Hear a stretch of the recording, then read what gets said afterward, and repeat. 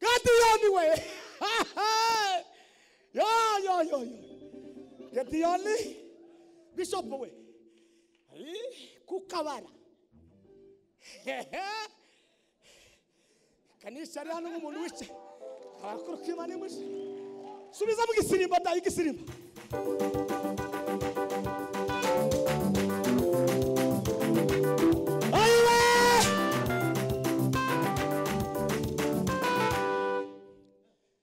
Dr. Fidel Bishop Masengo.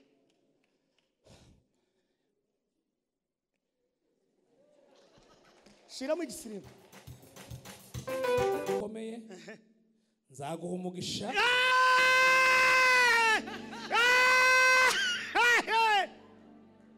ngwino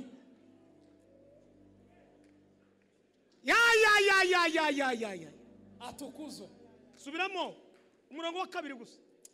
nzaguhindura ubwoko bukomeye nzaguha umugisha nako niyo niyo topic. Yego hayizina se izigera se ngo wararangije gusa icyo naje nizubu nyine mfite duiguri muri theology ndayifite diploma ndayifite cyo ndakenda uwo mugabo ngo sinize kumwezi ibyete gambwira ati ubu ndi mu shuri ry'icyongereza mu minsi mike muzumva ndimo kivuga narindi kuri aya mazi shiramo agasirimba sha ariko Imana y'umugisha abanyabyinshi n'abantu bambe bampaye umugeni nakuri kose sinkabishe sinshaka no kubasetsa yari kuza muri abana atabyaye abana bakomoka mu muryango badata kwa mbere n'abasinga naho nono abanyabyinshi Imana ibaheze kura ya mazara bakunda bose abitaho arabarera none umwe yakoze ejo bundi arabyara pendeza kandi abyara icuma kitamuciyeho Imana ibaheze izina kuitwa kwa Samueli mwana wa Elukana kulitokana na mama yake kuitwa Samueli wa Eluka kulitokana yana. Hallelujah. Kuitwa Samueli mwana wa Elukana yana mama yake Ana.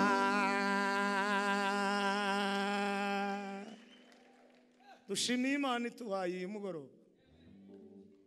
Abazi ko ari Imana yabikoze bayikomera amashina karuruke. Mamana alipanda Shilo ili aombe Mungu ampe mtoto. Mamana alipanda Shilo ili aombe Mungu ampe mtoto. Turashimira Imana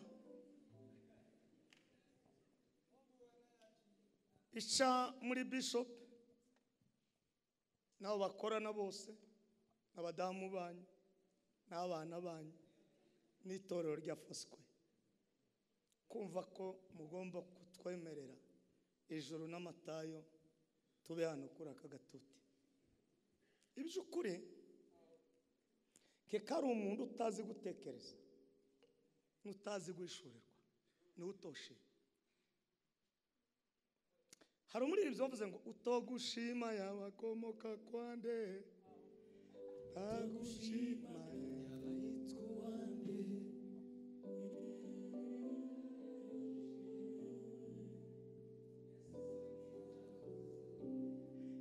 ugiza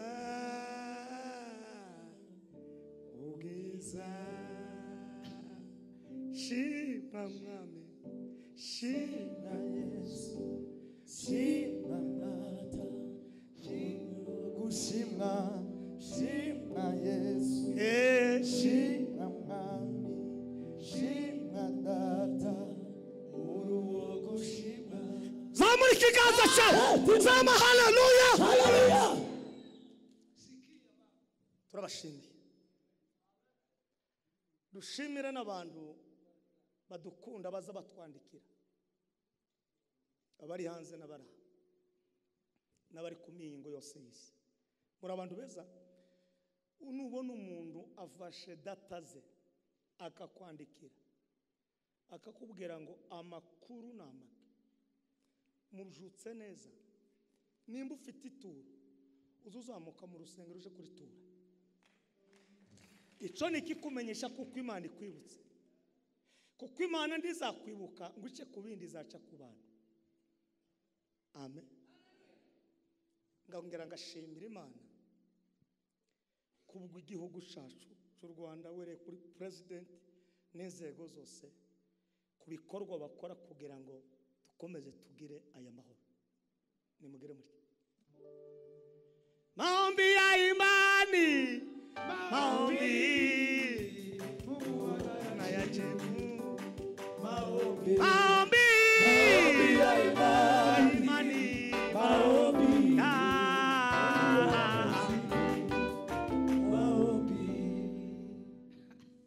tikisi la banda tuganire kuri topic ivuga ngo uri umunyamugisha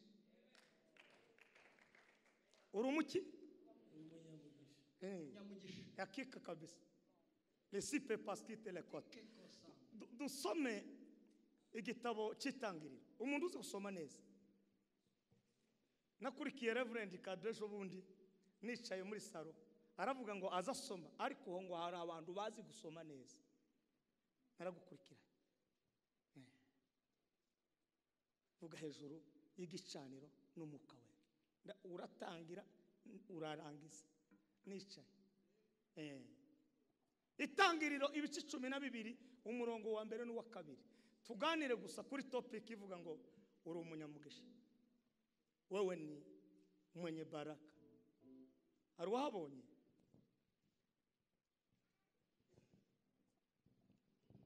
tangiriro 12 umurongo wa mbere n'uwa kabiri data ategeka Aburahamu ati aho va mu gihugu cyanyu yego usiga umuryango wanyu n'inzu ya so ujye mu gihugu nzakwereka umuriro nzaguhindura ubwoko bukomeye nzaguha umugisha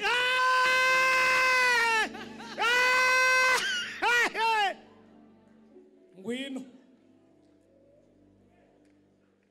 ya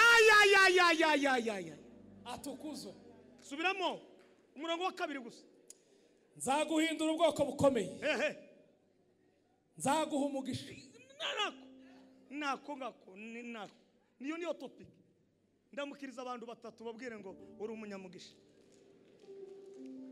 mwimbieni Bwana anastahili sebe mwimbieni Bwana anastahili mwimbieni haleluya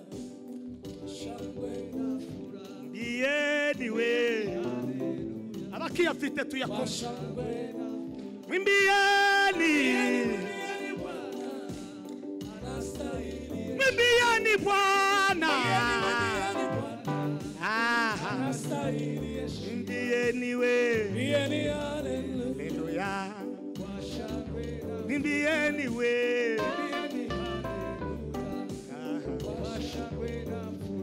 mwami Mana yacu muririmbyi aravuga ngo Mana ya waraturinze uturinda umujinya wa Satani uturindira muri isi ishaje uraturinda itwagwa ubwo twahuye n'ibigaragazo n'inzitane z'ibibazo byo mu isi wagaragaje imbaraga zawe mu ijambo uraturinda itwagwa mwami tukweretse abakozi bawe tukweretse itorero kweretse n'abasubiye inyuma garurizo n'amaza n'izina rya Yesu w'i Nazareti mukiza dufite agahinda kenshi kubabayo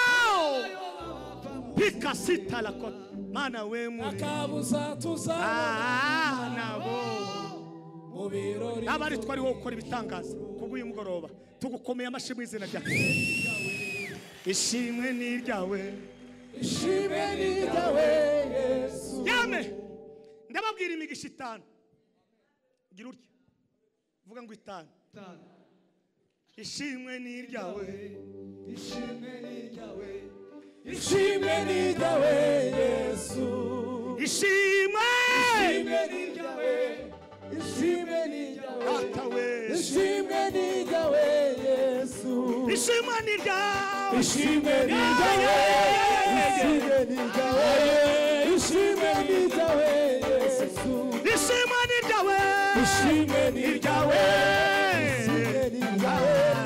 ishimwe ni ryawe Yesu reka tufungure na haleluya zibiri nimara ninjire mu ijambo nimuzamura ibiganza abafite la la tekisi la passe haleluya haleluya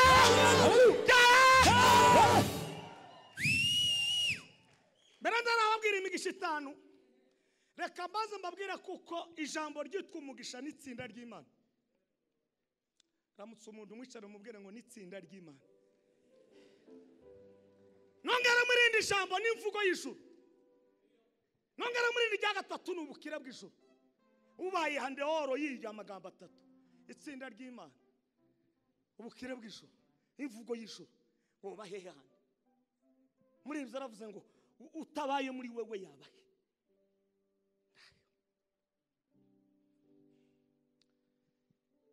mundindire kumigisha kandi ndayizinga mu mwanya mutoya tubareke mutahe ayi narimba kumbuye akika sindabona abantu beza nkamwe hindukirana mugenzi wawe umubwire ngo uri umugisha kuri nje yafashe imigisha yose imigisha yo mu bumana ibumbira muri Yesu iramuduha yafashe imigisha yo mu bumana ibumbira muri Yesu iramuduha gaya mahoro dore ibyishimo n'ubuntu bugeretse ku bundi umugisha wa mbere ni Yesu Kristo hari uhakana muri mwebwe kandi nimba uhakana ufite ahandi uri yes ni umugisha wa mbere nta wundi Yesu waje abumbabumba amakosa y'abantu bose ngize ngo mvuga yanje nakoze ntiwose urakundamutse ariko Yesu arayabumba arayegeranya warangize kuyegeranya yegeranya n'ayawe nawe urayazi kuko ndaho udafite amateka kandi ndaho ubahirye amateka nubwo woba ufite ukumeza ubunyine ariko hari amateka hari n'amakosa wakoze ariko Yesu arayabumba yose ngo warangize yamavuga ngo uwise umwana w'iki w'Imana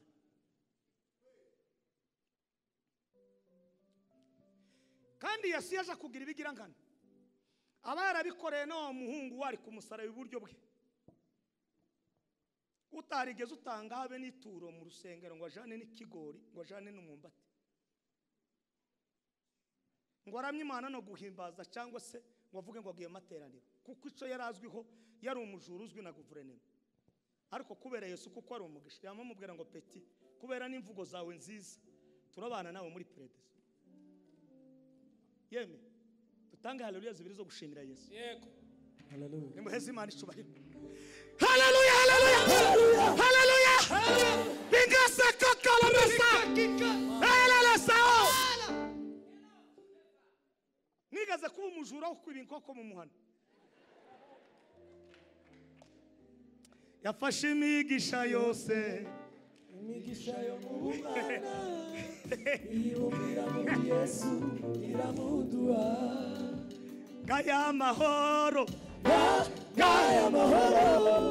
ubuntu bugeretse ku bundi zamura ikiganza cyawe haleluya haleluya nangise uwo munsi baranubaha ku ishuri ariko ngo nangise ntarakizwa ngo kizwe babona ndimo ndirimba mu giterane cha Christmas no kuri Pasaka ntangira kuririmbisha baravuga ngo ndawe Imana itazafata ngo yafashe na ntamahizi na ya ntambara yagaze atera ku ishuri. Nawe hari aho wigiye barakuzi muri quartier ko wabomarisa abantu bakubitagura. Imana yagize neza. Ndamukiriza umuntu umubwire ngo Yesu ni umugisha ukomeye ku buzima bw'abatuye isi. Dukomere Imana amashimeshi gira komeza.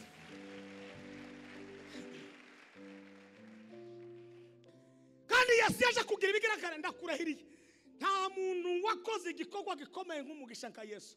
Ngo arangiza azazamuka gutya asanga Zakayo yurira igiti. Kandi Zakayo histoire yiwe n'amateka yiwe yari umujuru kuze kandi uzwi muri guverinoma. Wahurenganya abantu. Ariko Yesu ngo aravuga ngo Zaka nawe uri uwo mu rubyaro rwande rwa Ibrahimu. Ndakubwira abantu nibabona uko babona, ariko ndagira ngo ngutangarize umugisha wa mbere ni Yesu Kristo. Nawe uri uwo mu rubyaro rwande rwa Ibrahimu. Reka bazavuga uko bashaka, bapanga uko bashaka, bagutuka uko bashaka, basakuza uko bashaka, wigendera amakoro, wirarire mu makoro. Uri umuntu uri mu itsinda ryande y'umugisha wa mbere wa Yesu Kristo. Namba 2, umugisha wa kabiri nagakiza twahawe. Agakiza twasigiwe ni pasiporo y'ijuru ya itazashira okoko agakiza twasigiwe ni pasiporo bikasira kati utagafite utazishira mana we kuyibona nukwezwa n'amaraso ya Yesu. Kuyibona nukwezwa n'amaraso ya Yesu. Natangi reka mvugire data wo mu ijuru wangiriye neza. Kuyibona nukwezwa n'amaraso ya Yesu. Kuyibona mesikasha de talarizala sasa oberiza ya Yesu. Ayiwe kuyibona nukwezwa n'amaraso ya Yesu. Yesu adogakiza ibyakozwe n'intumwa ibiki 9 murongo wa 17. Sawuli ngo atungurwa nijoro ari Damasiko. Ngo arangije gutungurwa nijoro, Bibiri ijambo ry'Imana ryambwiye ngo hari umugabo witwa Hanani ngo wagaze uvugana n'Imana imbona kubona mu buryo bwo mu mwuka. Iyo dutaramye hano tukanezerwa tuba tuvugana n'Imana. Iyo turirimbye hano abantu bagaseka iriya n'Imana ibahiganira. Iyo tuhaye tutaramira hano tugasoma ijambo ry'Imana abantu bagatangaza haleluya, abantu bakazana amashimwe bakavuga ngo dushime Imana kubyo yakoze, Imana ibihayivuga. Arangize muri paseye n'amateka ye yaragira imvugo. Reka kubwire amateka yawe no mu gihe cyawe agira imvugo avugirwamo. Ariko iyo Uwiteka yayahinduye ayahindura n'imvugo y'ijuru, kandi abantu bagatangira kuvugira muri ya mvugo y'ijuru. Tangazo bisiko Imana ibwira Hananiya iramubwira ngo manuka ugende uje kwa Sawuli kandi nurangiza umusengere. Yarafite ikibazo gikomeye, ijuru ryari rimaze kumukubita surprise. Reka ngubwire Imana ni gusura amateka yawe azahinduka. Imana ni gusura izagushiraho agakiza, kandi agakiza numara kugafata ni umugisha ukomeye. Bene wanyu batokwinjira muri supermarket ngo bakugurire bakuzanire. Habe nubwo isi yose yohaguruka ntiyo kugurira agakiza. Nubwo bozana turmaline na casterite bakakubwira ngibi biro ngibi nibindi, ntabwo wabona agakiza ko kuguka. Ariko ijuru ryakwibutse rizarimanura agakiza, kandi ako gakiza ni umugisha ukomeye. Kandi iyo umanutse nta muntu uzuwitanga. Pawulo Hananiya aravuga ngo uriya muntu ni umugizi wa nabi n'umwicanye. Yesu aramubwira ngo genda ubone igikoresho cyaje. iyo gakiza kaje kuri wewe uburi igikoresho cy'Imana. Abantu bose Satani azakoresha si ibikoresho bya Satani, kuriya gusa yaradevye nawe ni desertere, niko nyine yaranamwise avuga ngo urizerereze, ariko twese uko turi ibikoresho by'Imana. Nimugira muri hari umuhinda nakiriye ku rusengero ejo bundi, aratubwira ngo bakoze speaker ikomeye, bakora ngo umubari abantu b'abanyabwenge baravuga ngo ku munota umwe havuka abantu 200 abana na 95 abavuka ku isi yose ku munota umwe. Abapfa hapfa 105, abagenda kwa shetani ni 95. Turacafite akazi bisubiyemo kugira ngo mubyumve. Yeme tituravuga ubutumwa, nimugire muri amen. Aravuga ngo ku munota umwe ku isi yose havuka abantu 295, abapfa 105, abaja kwa shetani ni 95. Wowe wahawe agakiza ufite umugisha, kandi ako gakiza ntabwo ari agakiza ko kwicarana.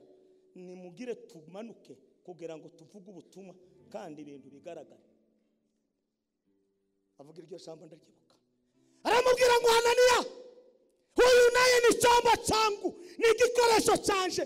Ngo arangize yakira agakiza, ngo aramubatiza.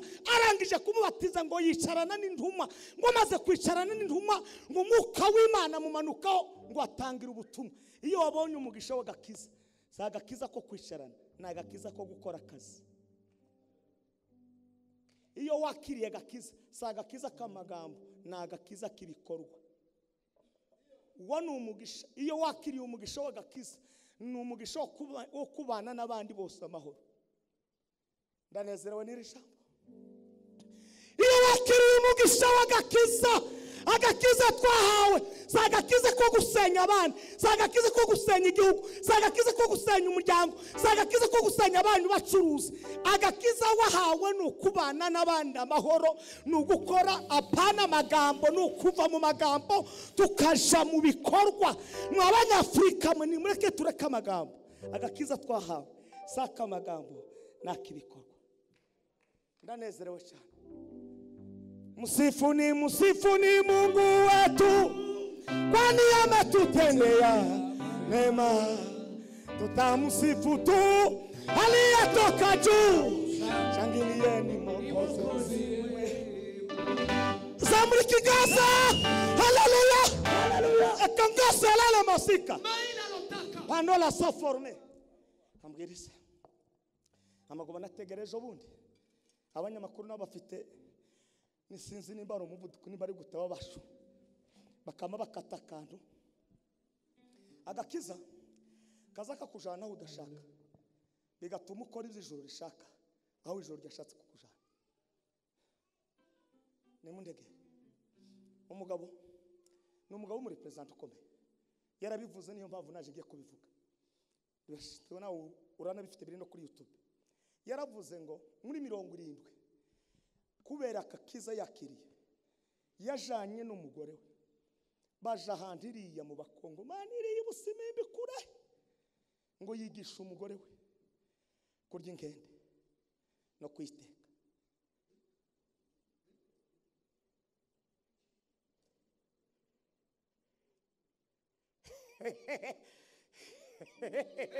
Agakiza kaza kaba kagushorera neza,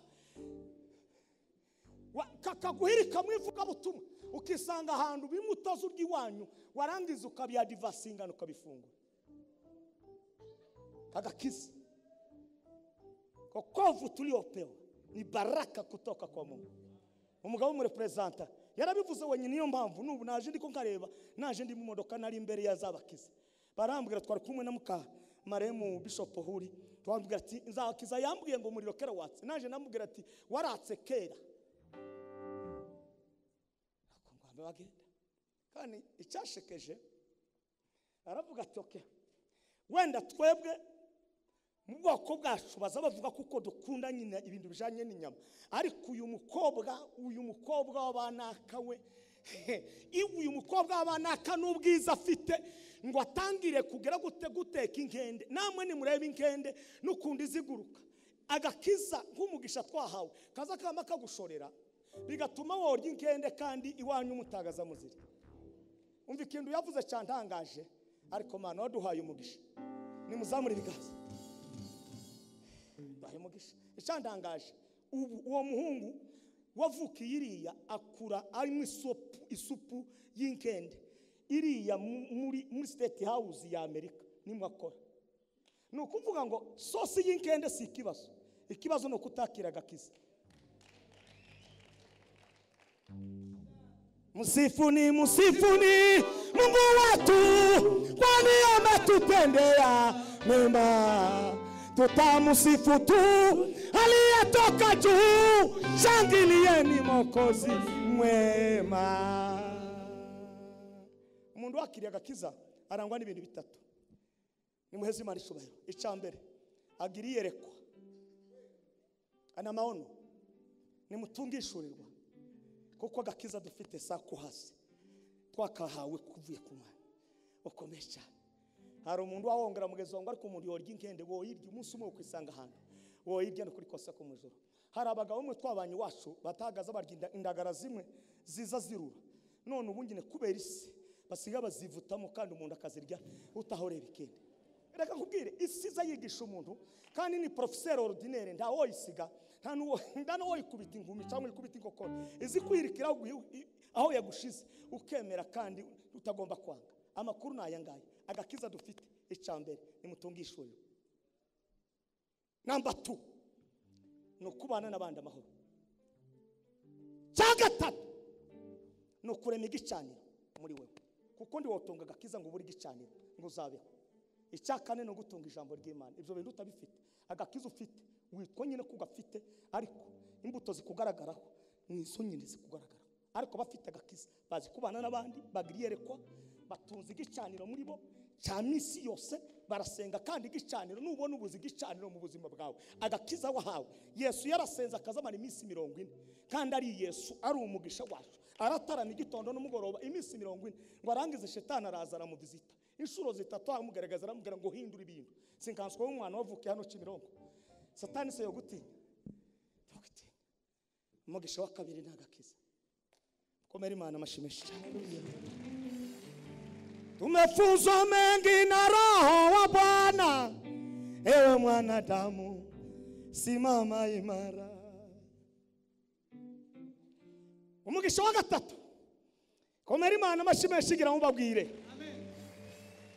Bakagala la sange engala soda nda sikaso ikangolo batatande saode. No umugisha wo kwitwa izina n'Imana, kuitwa jina na Mungu. Igitabo cy'abacamanza ibice 6 n'umurongo wa 11 gukomeza, Bibiliya yambwiye ngo mwana Yowasi ngi waba bari batuye ngo cyari igihugu cyaramaga ibigirwamana, ngo na se nawe yarazwi kandi yari umuntu ukomeye, ariko ngo Imana ya Isirayeli ngo irebe Gideyoni ibona kuko ari intwari. Reka nkubwire, Imana igiye kukwita izina nawe uzurivuguruza. Hari ahantu twagaza dushika kera na barevera kado bakatubwira ngo baduhaye igisirimba cy'iminota 2.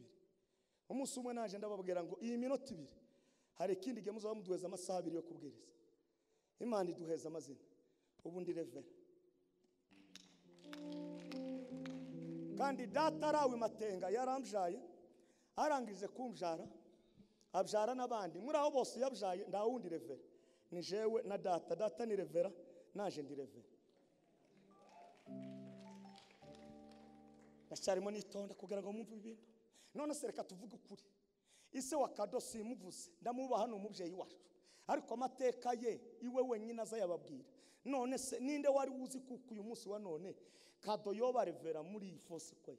Imana niguha umugisha izaguha izina. Ndahanuye uyu mugoroba witwa Munyaneza ukitwa Nyamuco, witwa Murekatete, witwa Nyagikundiro, witwa Esperance, witwa Mukandori, witwa Emakile, ariko ijuru ryandumye ngo nze kubabwira ngo umugisha wa gatatu ijuru riguha izina.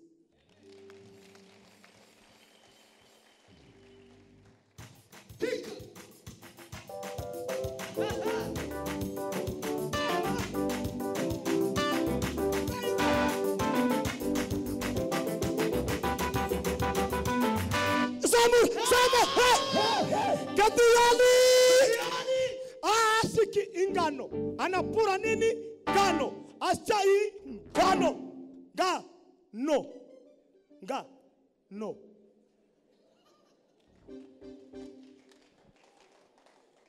ayiwe data we izina we subiye guhanura Imana ya Isiraheli.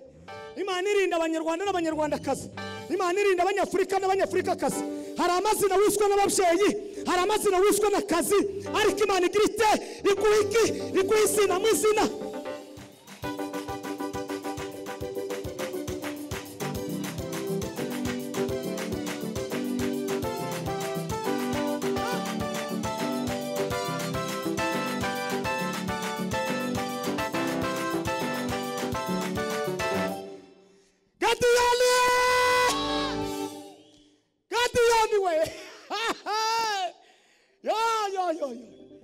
Gadiyali Bishop we kukabara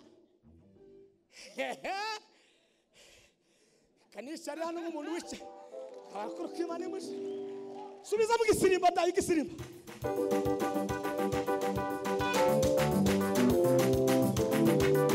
ayiwe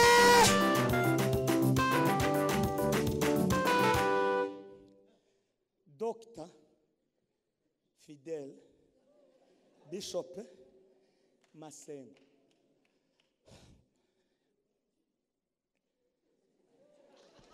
Shira mu gisirimba.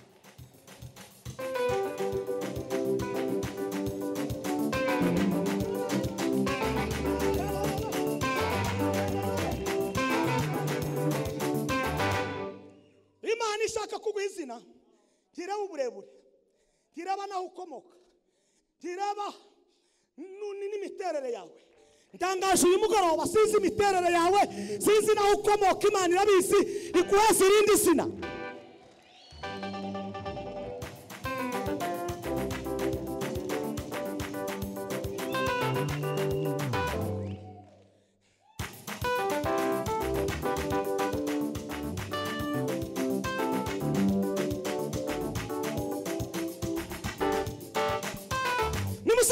Sama haleluya sama ibintu bitatu kuri Gadiyoni cyambere ngo amenye uwo musuru ari we. Imana nduzasubira kwibona mu biti, uzayibona biciye mu bantu. Nta muntu ubuzira umuntu, nta nukomera adafite umukomeza. Ntangaje uyu mugoroba wa none Imana iguha izina, iguhuze n'abagize gute n'abahawe izina. Tekereza ngo uyu munsi wa none ijuru rigakingura irembo rikaguhuza na muzehe perezida wacu Paul hano, ikaguhuza nawe woseka mu mutima gusa tukomeze kubigaragaza, ariko mu mutima ariko Mana we no kunyine ni kuzikomera. Nta muntu uzuhura n'ubwami ngo atahari imbokomboko. Ntangaje uyu mugoroba Imana ibaheza izina. Subiza amashahari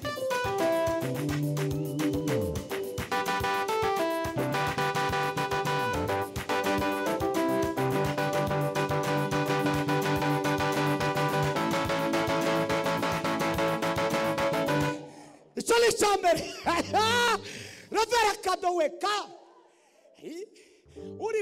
uri Bujumbura wa usenga kwa marehemu. Imana ikakubwira ngo nta uruta, ngo nawe nta ukuruta. Uko Imana mumva ko Imana isubiza yamimubwira imisi 40 ngo kado ngo nta uruta, ngo nawe nta ukuruta. Imvugo z'Imana ndamukiriza umuntu mwene wanyonga umubwire ngo ihanganira imvugo z'Imana gusa Imana iguheza izina. Subizamo agasirimba.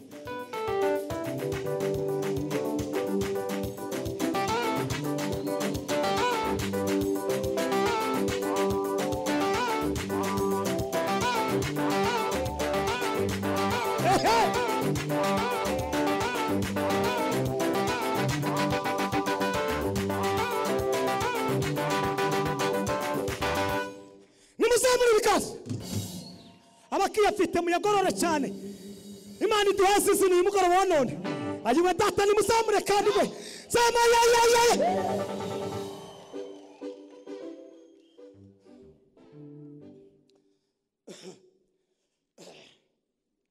tumeka baturumuka muke. Ayi data we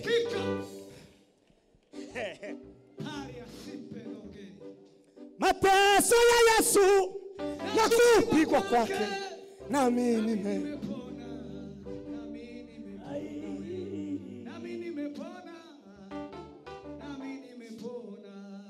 Jia kweli jia imeonekana, jia imeonekana, jia yenye uzima. Murebe gitangazo mu bibogobogo yanditswe ngo huye uhayi yakora Imana. Naje uru Ruganda kera niyunze narwo. Okay, ndashaka kuvuga iki. Imana yagwaye izina ibyawe biri burasirazuba ize bize bigushaka. Ibyo abanyabwenge bakoze ize bigusanga aho uri muri quartier. Tangaje aya makuru. Mureke Imana iduheze izina. Kandi ndiyo duhe izina ngo ireke kuduheza n'ibindi. Numugisha wa gatatu niho nkiri. Kandi ndashaka ngo neza muwumve cyane. N'umuntu wese warucitse intege komeza gakiza n'izina riramanutse. Kuko abe natwe twavutse mu bibogobogo iwacu ni muri interieur mu bivumiriye hirya mu giturage gikuru cyane arakiduheza izina. Nyoboye abadokiteri abalisazi bakomeye yego hayi izina se izigira se ngo wararangije gusa icyo naje nize ubu nyine mfite degree muri theology ndayifite diploma ndayifite cyo ndakenda uwo muganga ngo sinize kumwezi ibyete kamubwira ati ubu ndi mu ishuri ry'icyongereza mu minsi mike muzumva ndimo kivuga narindi kuri aya mazi shiramo agasirimba sha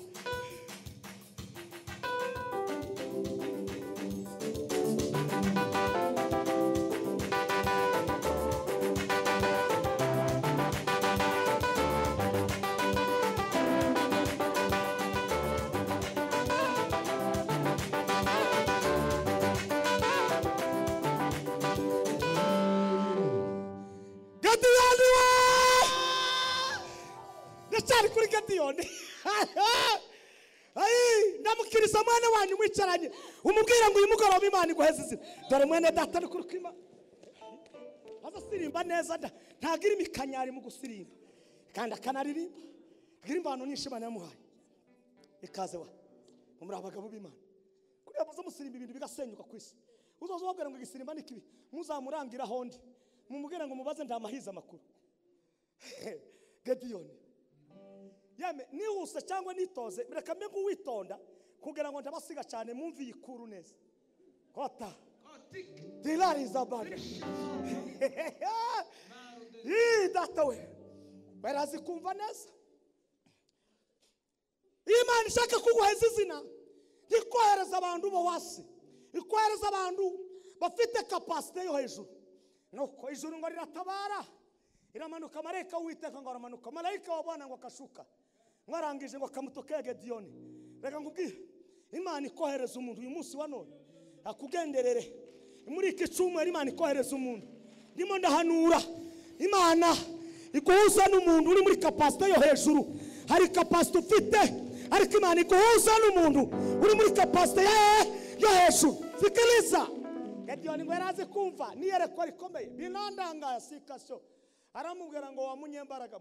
Iryo ni ryo zina rya mbere. Irya kabiri kandi uri nitwara wewe ni shujaa tena mwenye nguvu. Gadiyoni aravuga ngo nkora numva abantu bavuga ariko uyu mugabo ibinda mvuze ngo ahita aja mu ishurirwa rya rindi nababwiye ngo ahita akomeza niwe muntu wa mbere utarajuwaje mu bintu byo kugira gute byo gutanga ituro. Nubwo iwabo baramyaga ibigirwamana integekezi wanyu ntukaziteho. Imana ni kwita izina, ni wowe mbaraga zo kugira ngo ukubure biriya bibazo biri mu miryango, ukubure biriya bintu bihabibakurikirana. Hari ibintu bikurikirana umuryango, mukaza mugera ngo mukumva giseseme. Ya yindi umubyeyi yavuze ngo yasamye inda ngo akazaga ngo asiko bandi bazabagira iseseme, je wiseseme kwitaraza iby'Imana bize bigenda gahoro gahoro. Nayo iseseme igihe cyayo yari taragera, nayo ngo irangize iraza.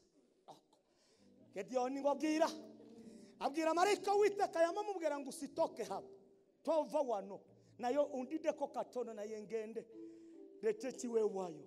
Abantu bazi gutekereza, narakumvise uri mu kuvuga amagambo kagutegera. Natekereza ukuntu twagaza tutaramira Remera tukava Kampala na Karegeya tukagusanga Remera, twarangiza tukaja mu Kanogo, twava mu Kanogo tukaje iwanyu bakama umutsima neza, kandi cyoge twari tugifite ka apeti nishi cyane. Iyo abantu bari muri krize apeti ntizibura, ziba nishi cyane. Uzareba abantu bose bavuye mu cyaro azarya ukazugira ngo wenda afite telekomande bamushizeho, ndakurahiriye. Noneho gatekereza kavuga ati uyu mwana data yame uyu mugoroba nahanuye Imana ibaheze izina, ibaheze izina. Iryo zina ndarikunda zahora waganda ateka umwana w'ihene ngo amushyira mu gwabisha, isosi ayishyira mu gwabisha ngo azana ihene yose. Ayiwe data reba abagabo we, muzi ko dufite izina rikomeye. Njyewe ndi umukristo, cyo ni ikintu gihumuriza umutima. Nibareke twubahishira izina ryacu uburyo ubukristo. Niba bazakubona Nyabugogo bavuga ngo uriya ni umukristo, niba babona uri no mu isoko hariya mu Kimironko aho ucururiza mu iduka bavuga ngo uri ni umukristo, no muri quartier n'ugandi wanyu Nyagatare bavuga ngo uri umukristo. Niba guhamagara no mu nama y'ubukwe nuvuga ijambo bavuga ngo ni ritwari dukeneye. Kandi uzirinde kuvuga amagambo ufite n'ubushobozi, uzuvuga ngo mbere yuko mvuga baje gutanga inka 5 kugira ngo dukwere uyu mugabo, nuko uzubanza ibikorwa imbere. Gediyoni iyo ijuru ryaguhaye izina jukunyaganyeza Imana wikirigite ugonge Mungu, Imana ivuge ngo koko nyine ubona haye izina, azi gutekereza, azi kureba kure, azi gukora, azi gushira mu bikorwa. Nuko Imana ni guhizina uzogushikana mu muryango wanyu. Ninde mwana utahe wiga sha genda uje kwigira nani South Africa, jewe nzakora charge kuza kwishurira inzu no kukwigisha. Navayo azigisha bawe, kuko nawe umunsi abawe uzaba umaze gusaza uri mu myaka 70, hanyuma uriya afite 40, hanyuma kubwire ngo waranigishe naje zana bari abahungu baba 5 bigisha uyu munsi wa none. Uvuge gute? Nimugera muri cyambabwira ikintu Imana heruka kunkorera, nimukomere Imana amashimishe. Nimugire umwete wo kubana n'abandi amahoro. Izina twahawe ndabwo ryo kubana n'abandi amahoro, kubana n'abantu nabi. Kubera izina Imana yambaye no kubana n'abantu amahoro, Imana yangize yambaye umugisha. Kandi uwo mugisha ngo iragize kumva kavuge gahoro gahoro kugira ngo abantu babyumve. Nzavuga nihuta ariko nagaragaje gutekereza nsenga Imana aho narindi muri hotel. Bwira Imana Mana ufashe uyu munsi wa none ikuru ndi butange no kugenda gahoro gahoro. Kandi nagerageje mbese uko ndasa n'uwabaye neza nka Paul Gitwaza ko nditonda, Dr. Paul Gitwaza cyangwa muzeya inkubitiyemo. Sinababwiye kuko Imana yakoze igitangaza, mbona umukwe muremure. Imana ni guheza izina, kizaguheza ibintu bito. Ayi data we. Kandi gamwibuke kuko aba bana bako Pendeza wakoze ubukwe, uwari umugore wanje wa mbere yarapfuye, none aregwa n'undi. Ariko Imana y'umugisha abanyabyinshi n'abantu bambe bampaye umugeni. Nakuri kose sinkabishe, sinshaka no kubasetsa. Yari kuza muri abana atabyaye, abana bakomoka mu muryango badata bwo mbere n'abasinga naho nono abanyabyinshi Imana ibaheze kura.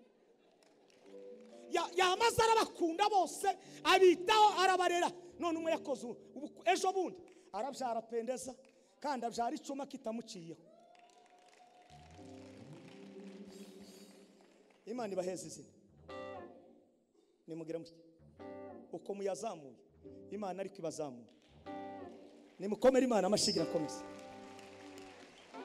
Haleluya. Aho asika ikora igitangaza kubera kubana n'abantu neza. Umugabo w'abasinzira ari muri Amerika, yamafatira umuhungu wanje Timoteyo. Zaza bivuga nimbugira ishari urigire, birakureba wewe wenyine. Imana iguhaye izina ntabwo izi guheza ibice. Ndangaje uyu mugoroba uko ingirira neza, uko yagiriye Hana neza, uko yagiriye umumama neza, nawe igirite ikugiriye neza. Yamamwigisha none ubu nyine agiye kurangiza diploma. Icyongereza ni cyose, kera yamenye gucuranga sente, ari aho ngaho ndaza ataha yamamunya akarambwira ngo nuko ngo bayuwe. Ariko utekereza uwo mugisha ukorera Imana agakiza.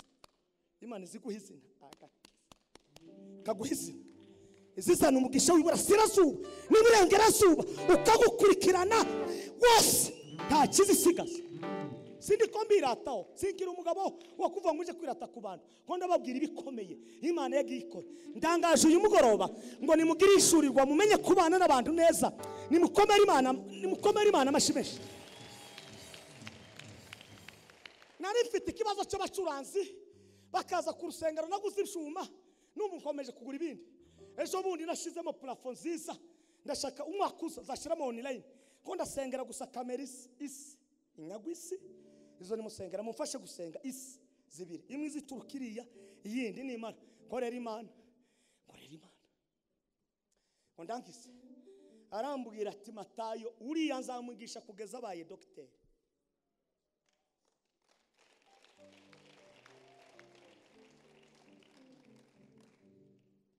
Mugabo abasinzira aho bari mwese, Imana ya Isiraheli bagirire neza.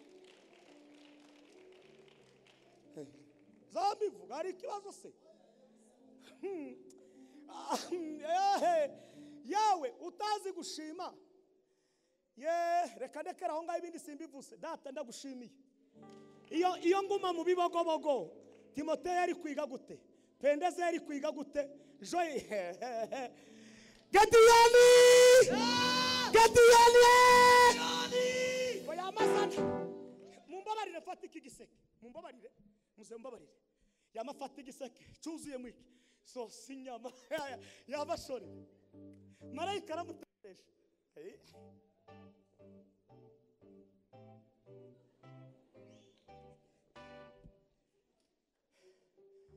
Nimureke dutungura Imana. Imana ni kwita izina. Imana ikakugira directeur, Imana ikakugira deje, Imana ikakugira meya w'umujyi, Imana ikakuzamura ikakugira umuntu uyobora akagari, ikaguheza kuyobora itsinda rimwe hano evangelization. Uzoza uzamuka utungura Imana, Imana izaba yakwiyeretse. Ureke kwicara gusa. Umugisha w'Imana uwo ni umugisha uzaba wahawe, izina yahawe arikorera akazi. Umugisha wa kane, nimuheze Imana ishobora, nimukomere Imana amashimeshi cyane. N'umugisha w'ubwenge, nimukore mu mutwe. Tumia akili yako vizuri na ujue linalokupasa. Shetani anakutamani, wewe simama upange sawa sawa. Macho yako mbele, hatua 10 songa mbele.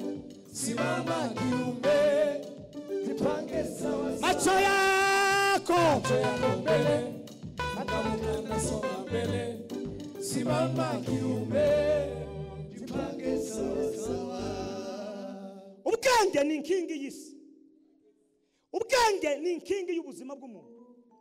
Ubwenge ni inkingi y'igihugu.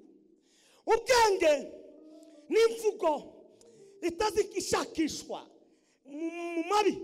Ubwenge bukora ibyiza. Ndasenga uyu munsi wa none Imana iguhaze umugisha w'ubwenge. Abantu bose bakora ku isi bakora akomeye n'abafite ubwenge. Ntiwogira ubwenge ntukanasuzugura umunyabwenge. Ashobora kuba uyu munsi adafite akazi, ariko ejo bundi azayobora company. Ndabikubwiye uzumve neza kandi ubikomeze. Umugabo witwa Salomo, Abami ba mbere igice cya 3 n'umurongo wa 12, Bibiri ijambo ry'Imana ngo arangije gutamba ibitambo ngo abwira Imana ngo Mana, Imana imaze kumwera ngo usabe icyo ushaka, aramubwira ngo mpeze umutima w'ubwenge. Iyo ufite ubwenge, umutima w'ubwenge, uwo ni umugisha wahawe. Ndimo ndasenga uyu mugoroba w'uyu munsi wa none Abanyafurika dutunga umutima w'ubwenge, ni umugisha ukomeye. Nta muntu nta muntu. Nabonye umugabo witwa ejo bundi anohereza arambwira ngo yakoze ikintu gikomeye, nawe nibuka amateka yiwe sanga akomeye, kandi ndashaka kubagira ngo mbafashe n'iyindi publicity. Ni umugabo witwa Jire, atuye Nyamata, afite drina clean hano hepfo.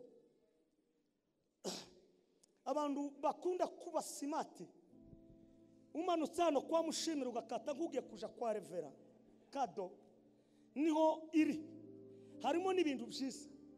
Ubwo nimbivuga uko abantu baragirisha iri kurye buriya n'ubwenge. Umunyabwenge akora ibintu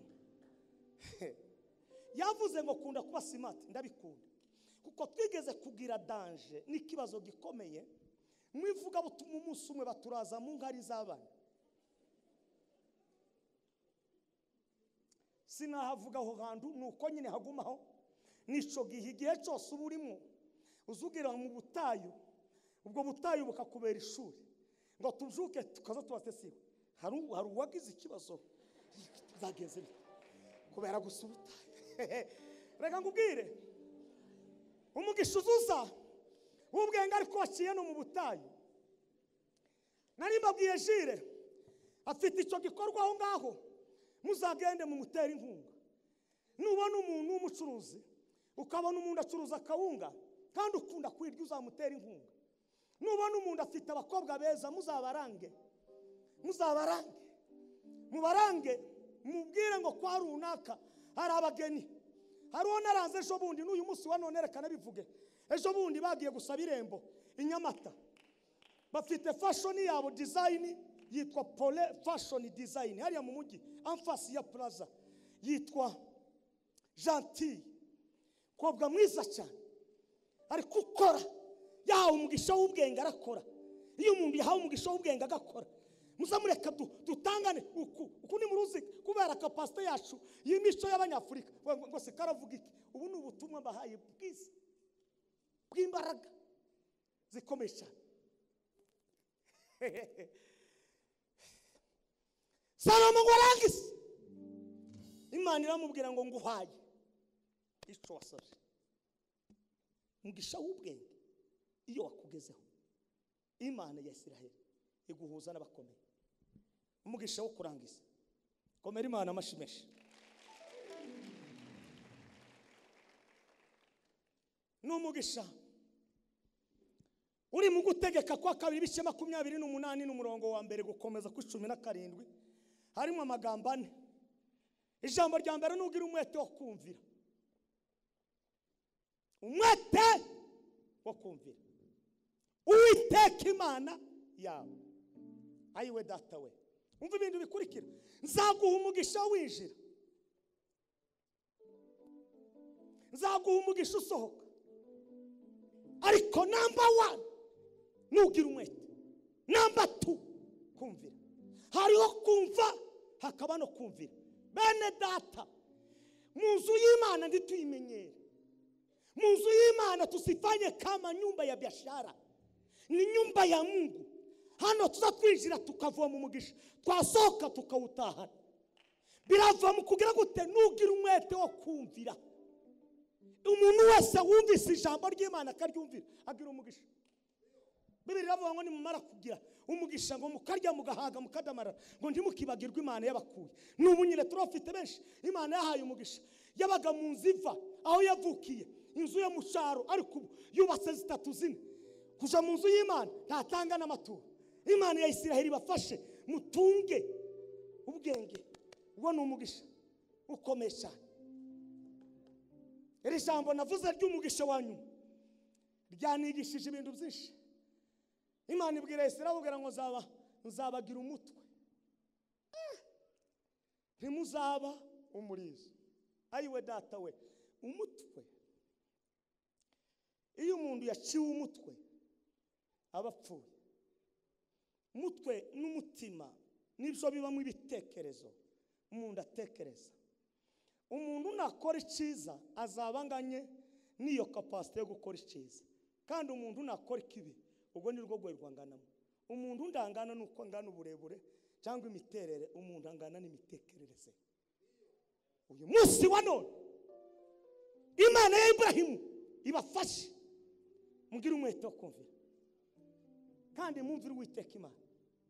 Imana ya Ibrahimu izabagirira neza, izakora igitangaza, izaganza, izahindura amateka, izakora ibikomeye. Ndangiriza kuri aya magambo. Nimuheze data icubahiro. Komera Imana amashimeshi.